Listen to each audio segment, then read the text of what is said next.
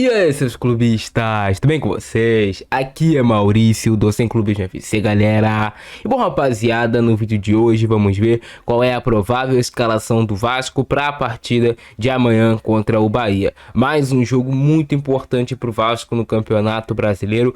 Todos os jogos para o Vasco são importantes até o final do campeonato, até porque é a única competição que o Vasco está jogando e o Vasco tem como seu principal objetivo nesse momento tentar brigar por uma vaga em uma pré-Libertadores. Esse é o sonho do elenco do Vasco e do torcedor cruz-maltino. Então é de suma importância que o Vasco consiga vencer todos os seus jogos jogando em São Januário até o final do campeonato para conseguirmos bater essa expectativa. Para esse jogo temos desfalques muito importantes e vou te mostrar como o técnico Rafael Paiva pode colocar a escalação do Vasco em campo amanhã, algumas possibilidades de escalação.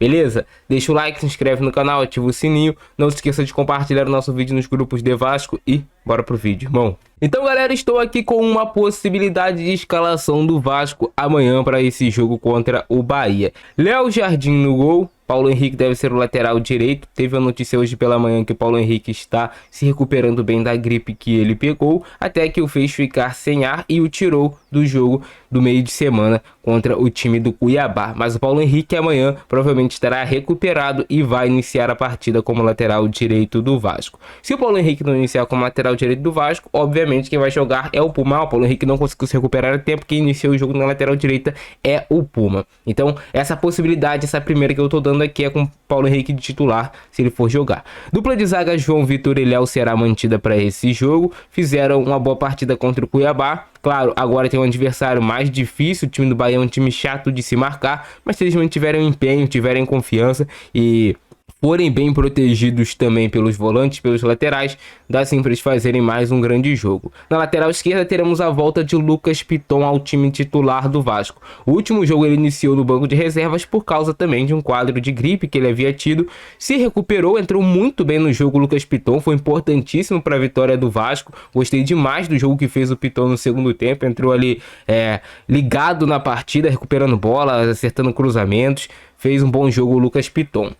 Dupla de volantes do Vasco, Matheus Carvalho. Hugo Moura está suspenso, que é uma peça importantíssima desse time do Vasco para o funcionamento do Vasco, tanto na marcação quanto na chegada para o ataque. O Hugo Moura é um jogador que vem fazendo grandes jogos e está fora, levou o terceiro cartão amarelo. Então, Matheus Carvalho, Matheus Cocão vai iniciar o jogo, obviamente. Aí temos as opções. E aí temos as opções do Esforza, você jogaria com dois volantes canhotos, se você colocar o Esforza para esse jogo, ou você colocar o Jair.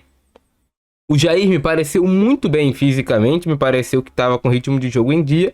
Então, cara, eu iniciaria com o Jair essa partida. Se tiver liberação, departamento médico, fisiologia do Vasco, ó, dá para iniciar o Jair, dá para ele jogar 60 minutos do jogo. Inicia com o que você tem de melhor. É mais fácil você iniciar o jogo com o que tem de melhor do que você depois correr atrás do prejuízo. Então tem essas duas possibilidades, Jair ou Esforço. Se Jair tiver bem para iniciar o jogo, ele começa. Se não, aí vai ter que ser realmente com o Juan Esforza. E o meio de campo do Vasco tende a ficar sem pegada com Esforza e Matheus Cocão, Matheus Carvalho. Agora com o Jair já dá um toque mais de qualidade, é um jogador mais completo que conseguirá ajudar muito mais o time do Vasco. A ponta pelo lado direito ficará com o Puma Rodrigues, se o Paulo Henrique for jogar. Aí inicia novamente com o Puma na ponta direita. Caso o Paulo Henrique não for jogar, aí o Puma vai para a lateral. E eu acho que quem inicia aqui pela ponta pelo lado direito, ou o Jean Davi, ou o Maxime Domingues. O Maxime Domingues entrou bem no último jogo, é para ficar ligado. É um jogador que parece que pegou mais confiança, fecha bem os espaços, recupera bolas. Então o Maxime Domingues também é uma opção para iniciar esse jogo na ponta direita. Não me surpreenderia. O Maxime é um jogador que se assemelha um pouco mais às características do Adson, canhoto, ligeiro. Ainda, obviamente, a gente tem que ver mais do Maxime Domingues, mas eu gostei da entrada dele nesse último jogo contra o Cuiabá, ele entrou muito bem. No meio de campo, iniciando o jogo, devemos ter o Felipe Coutinho, também sempre tem essa possibilidade, né, do Payet. Também sempre existe a possibilidade do Payet, o Vasco tem esses dois jogadores que são muito qualificados tecnicamente, e aí quando não inicia um, inicia o outro. Paê e Felipe Coutinho são grandes jogadores. O Paê entrou muito bem no último jogo, entrou segurando bola, fazendo o que o Vasco precisava para aquele determinado momento da partida, e o Coutinho no início do segundo tempo também jogou bem. Quando o Vasco teve mais a posse de bola, se estabeleceu mais no campo de ataque, obviamente vai começar a aparecer o jogo do Felipe Coutinho. E aí para a ponta pelo lado esquerdo a gente tem a opção do Leandrinho começar na ponta, que eu não acho que seria o ideal para esse jogo. Você começar com laterais jogando nas pontas nas duas.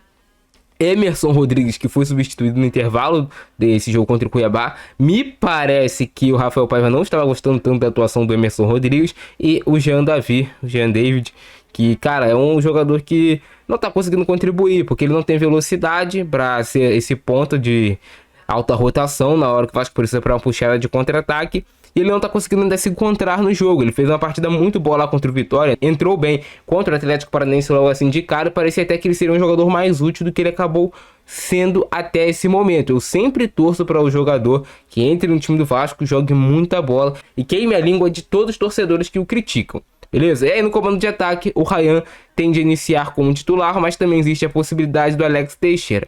Você iniciando com o Alex Teixeira, ele é mais baixo do que o Ryan e teoricamente tem menos força, mas ele é um jogador que dá mais mobilidade a esse time do Vasco.